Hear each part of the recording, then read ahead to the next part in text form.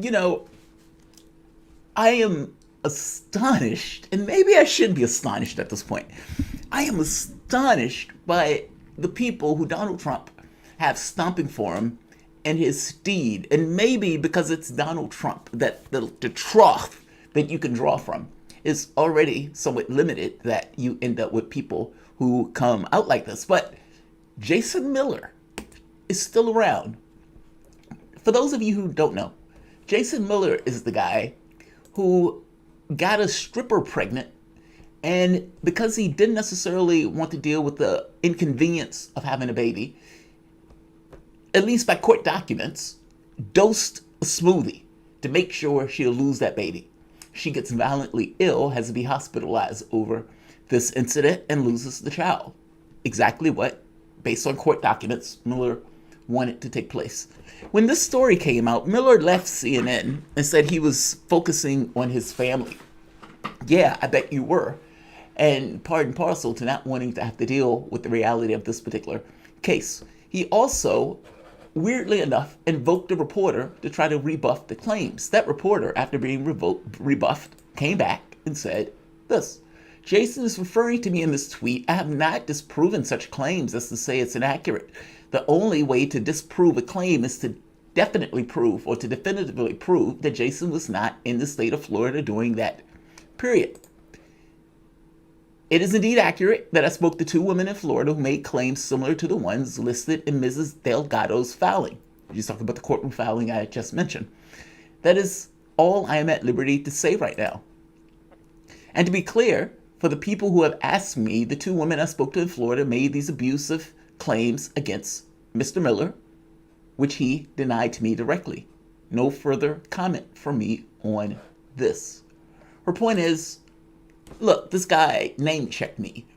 And the reality of it is, I actually did talk to these women. These women did make similar claims as Miss Delgado is making. She didn't disprove anything. In fact, she gave more legitimacy to the claims of him being abusive and of him spiking a smoothie in order to kill a baby that she had not necessarily chosen to do. This is the guy. This is the worth of a man who is still out here stomping for one Donald Trump. And he is doing so on CNN. I would imagine everything in you has to just kind of rebel against the notion of not asking him about this very incident. But Smirkanish was such of a guy who not to ask this and be professional enough to kind of stay in the bounds that CNN is going to give him to have this conversation.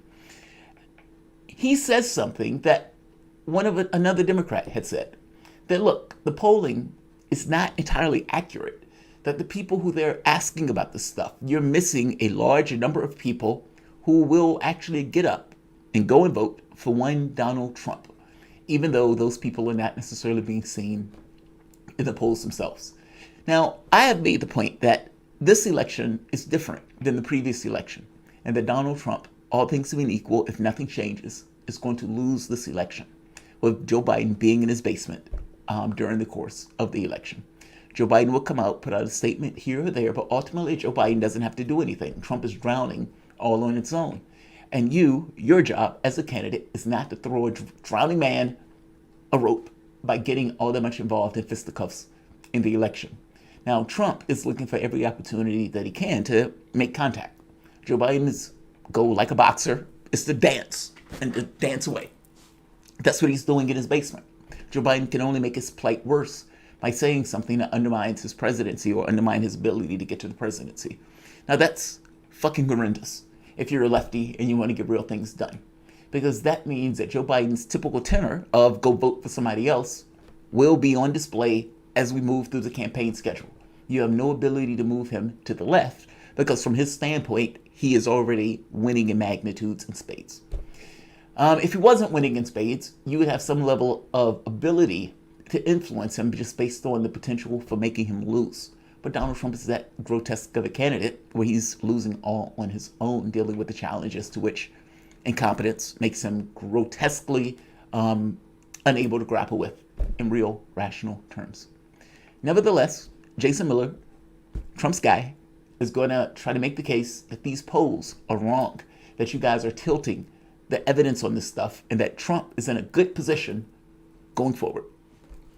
I don't buy that, but I'm going to give him his say-so. Welcome to the Soapbox.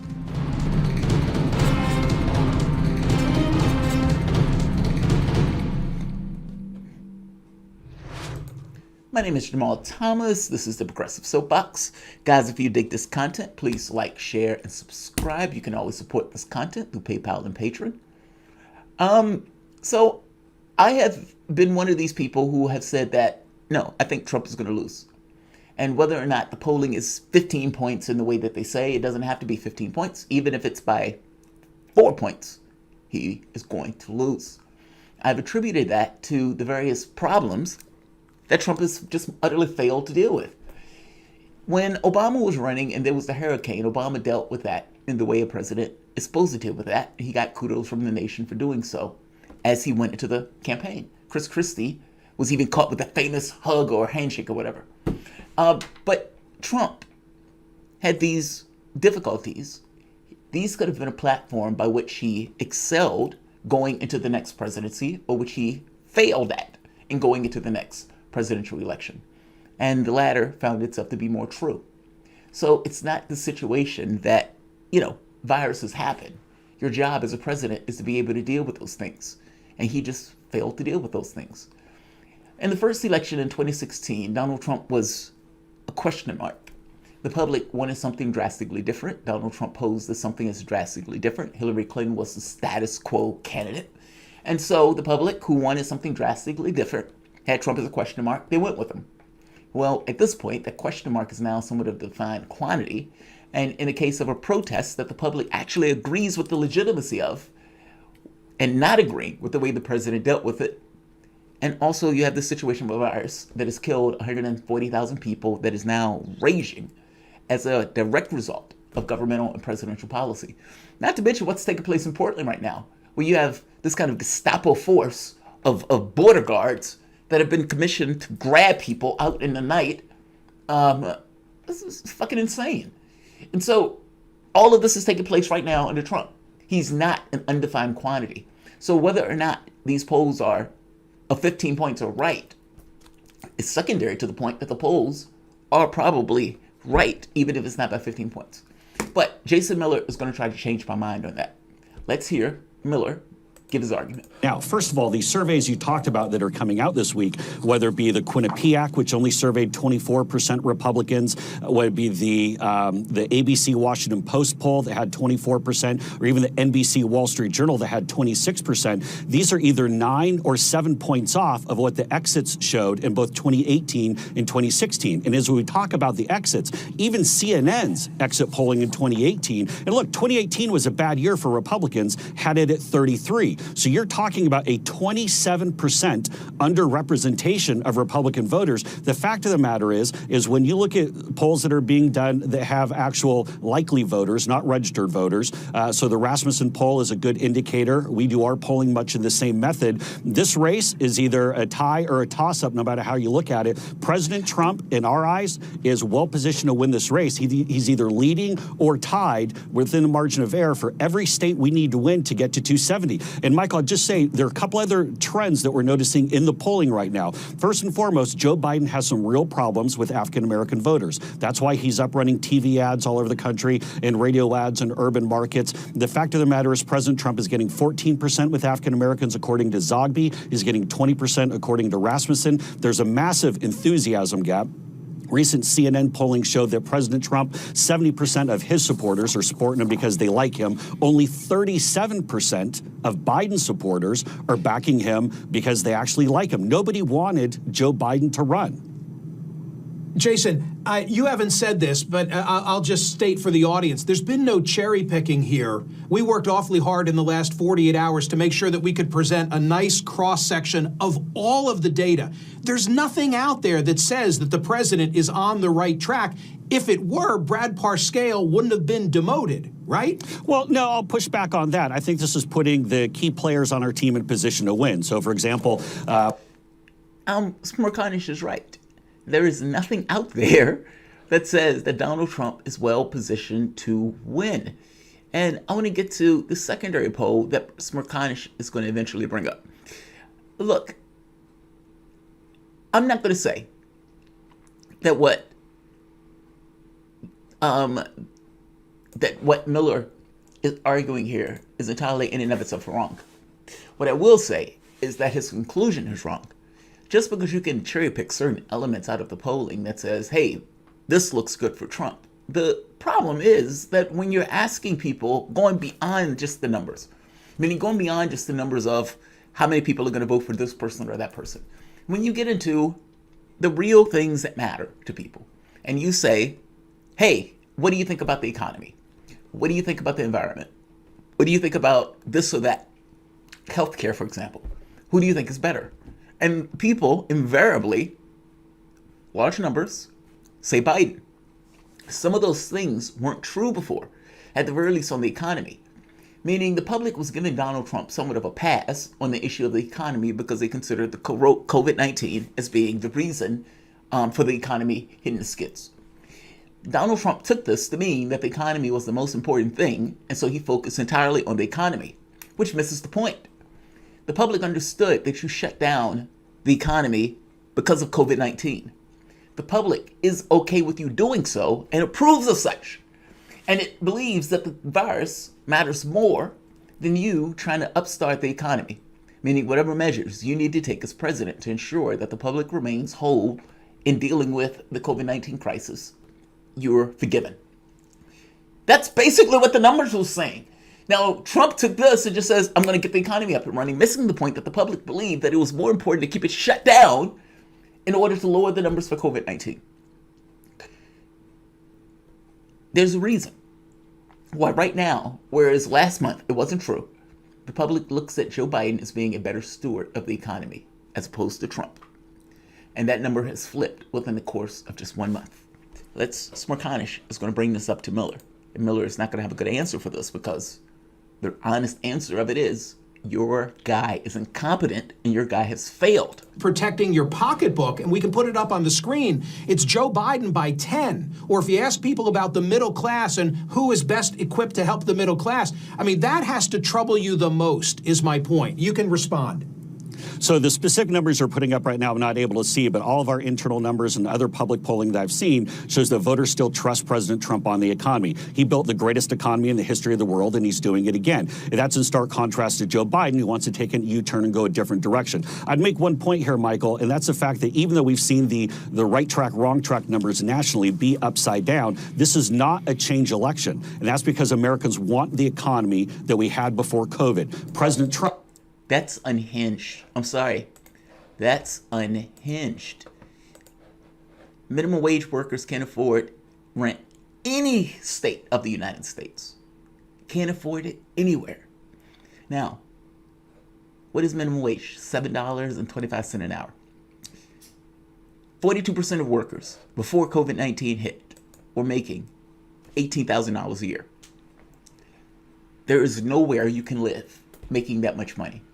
And your ability to take care of your kids, your ability to just do basic things that you would think that people would be able to do in somewhat of a decent society are just off the table. You getting a parking ticket, you getting a speeding ticket, you getting anything that will impact your finances that are basically on a sliver or you're always dancing on a tightrope destroys your world. And the notion that people want to vote for that again is obscene. I don't believe that's true. You don't get a Sanders if that's true. Meaning Sanders doesn't exist in a world where that argument is true.